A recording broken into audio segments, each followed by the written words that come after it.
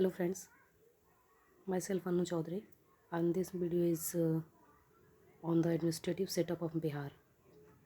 Today we will talk about the administrative setup of Bihar, and if we will talk about administrative setup of Bihar, then we will talk about the legislative assemblies, legislative councils and the governor. Three makes the state legislatures. यानी अगर बात करें according to parliament, अगर parliament को देखें तो parliament में राज्यसभा, लोकसभा और प्रेसिडेंट, जिसको कि पार्लियामेंट बोलते हैं, और लेजिस्लेटिव असेंबली, लेजिस्लेटिव काउंसिल्स और governor. Legislative assembly that means Vidhan Sabha, legislative council that means Vidhan Parishad, और गवर्नर तो हिंदी और इंग्लिश सेम ही है। तो ये तीनों लोग मिलकर क्या बनाते हैं? स्टेट लेजिस्लेचर बनाते हैं।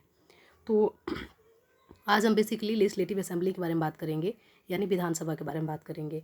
तो जब भी हम विधानसभा के बारे में बात करते हैं तो इसके अदर नेम के बारे में अगर देखेंगे, जैसे कि लोकसभा के बारे में अगर देखते हैं, तो लोकसभा को जब हम बात करते हैं लोकसभा के बारे में, तो उसमें देखते हैं कि लोकसभा को लोअर हाउस भी बोलते हैं in the centre level, Lok Sabha को पॉपुलर हाउस भी बोलते हैं और एक टेम्प्रोरी हाउस भी बोलते हैं।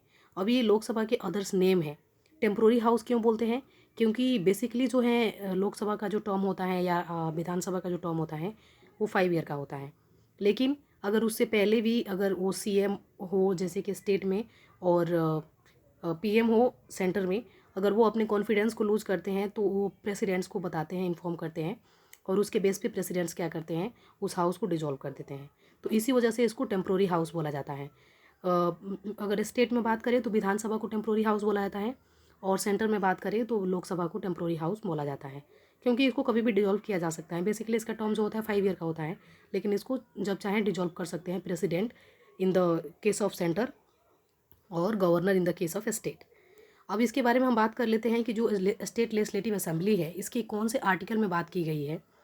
और लेजिस्लेटिव असेंबली एक विधानसभा स्टेट में होना चाहिए, तो ये हमारा आर्टिकल्स हैं 152 टू 237 आर्टिकल में ये गिवन है कि लेजिस्लेटिव असेंबली होना चाहिए सारे स्टेट्स के पास। ठीक है। नेक्स्ट हम अगर इसके बारे में बात करें कि अब रोल ऑफ लेजिस्लेटिव असेंबली क्या होता है, तो अगर रोल ऑफ लेजिस्लेटिव असेंबली की बात करें तो इसका काम होता है क्या? Make the bill which will be become the laws when that's get approval of the governor. अगर किसी भी लेजिस्लेटिव असेंबली को अगर बात करें तो 3 ऑर्गन ऑफ गवर्नमेंट होता है, जैसे लेजिस्लेटिव, लेजिस्लेचर्स, ठीक है, एग्जीक्यूटिव और जुडिशरी। तो लेजिस्लेचर की जब भी हम बात करते हैं तो वहाँ पे मेकिंग द लॉ आता है। तो अगर पार्लियामेंट सेंटर में अगर होगा तो पार्लियामेंट लॉ बनाएगा, और स्टेट में होगा तो स्टेट लेजिस्लेचर लॉ बनाएगा।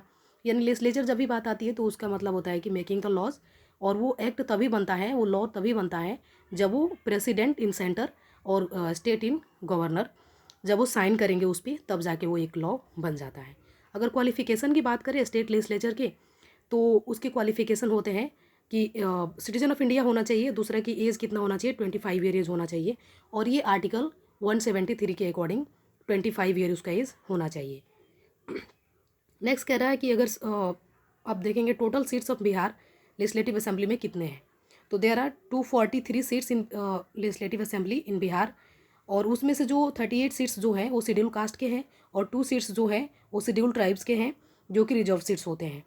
फर्स्ट इलेक्शंस की अगर बात करें कि बिहार का फर्स्ट इलेक्शंस कब हेल्ड किया गया था, तो 1952 में हेल्ड किया गया था, और इसके फर्स्ट सीएम कौन थे? श्री कृष्ण सिन्हा थे। ये बीपीएससी में क्वेश्चन पूछ भी चुका है। फर्स्ट डिप्टी सीएम जो थे वो तारकेश्वर प्रसाद थे। अब हम कुछ बेसिक जानकारी यहाँ पे ले लेते हैं, जैसे कि अगर हम बात करें कि जो 7th शेड्यूल होता है, तो 7 शेड्यूल्स की अगर हम बात करें तो there are 3 list givens in the Indian constitutions. There are union list, state list और कंकरेंट लिस्ट। तो जब यूनियन लिस्ट के बारे में हम बात करते हैं तो यूनियन लिस्ट में दैट मीन्स कि जिस पे सेंटर लॉ बनाएगा। यूनियन लिस्ट कहने का मतलब कि सेंटर लॉ बनाएगा, स्टेट लिस्ट कहने का मतलब कि स्टेट लॉ बनाएगा, और कंकरेंट लिस्ट कहने का मतलब कि दोनों ही मिलके लॉ बनाएंगे जिस पे। तो उसके एग्जाम्पल कौन कौन से हैं उसको देख लेते हैं। यानी यूनियन लिस्ट की जब भी हम बात करेंगे तो जैसे कि डिफेंस हो गया, आर्मी हो गया, इंटरनेशनल रिलेशन हो गया, रेलवेज हो गया, हाईवे हो गया, कम्युनिकेशन हो गया, इन सारे चीज़ों पे कौन लॉ बनाता है? हमारा सेंटर बनाता है। और स्टेट लिस्ट में कौन लॉ बनाएगा? स्टेट, जो हमारे स्टेट गवर्नमेंट बनाएंगे लॉ, वो किस पे बनाएंगे? पब्लिक ऑर्डर हो गया, पुलिस के ऊपर बनाएंगे लॉ, पब्लिक हेल्थ एंड सैनिटेशंस, मतलब हाइजीनिक्स वहाँ पे है या नहीं है, उसके हेल्थ से रिलेटेड, हॉस्पिटल हो गया, डिस्पेंसरीज हो गया, इन सारी चीज़ों के ऊपर कौन लॉ बनाएगा? हमारे स्टेट बनाएंगे। और कंकरेंट लिस्ट की जब भी हम बात करते हैं तो उस पर सेंटर और स्टेट दोनों ही मिलकर लॉ बनाते हैं, जिसको कि एग्जाम्पल भी हमने यहाँ पे दे रखा हुआ है। पहला एजुकेशन, दूसरा एडॉप्शन, तीसरा मैरिज, और फॉरेस्ट ट्रेड्स यूनियंस, इन सारी चीज़ों पे कौन लॉ बनाता है कंकरेंटली, दैट मीन्स सेंटर और स्टेट दोनों ही मिलकर लॉ बनाते हैं।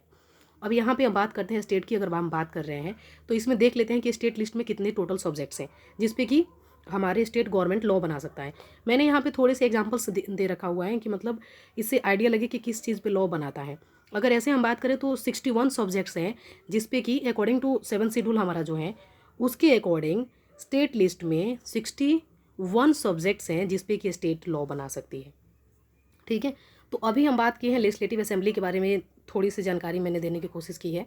अब नेक्स्ट वीडियो अगर मैं बनाऊंगी तो उस पर लेजिस्लेटिव काउंसिल्स के बारे में हम बात करेंगे जिसको कि विधान परिषद बोलते हैं, और फिर सेपरेट वीडियो एक बनाऊंगी जिसको कि गवर्नर बोलते हैं।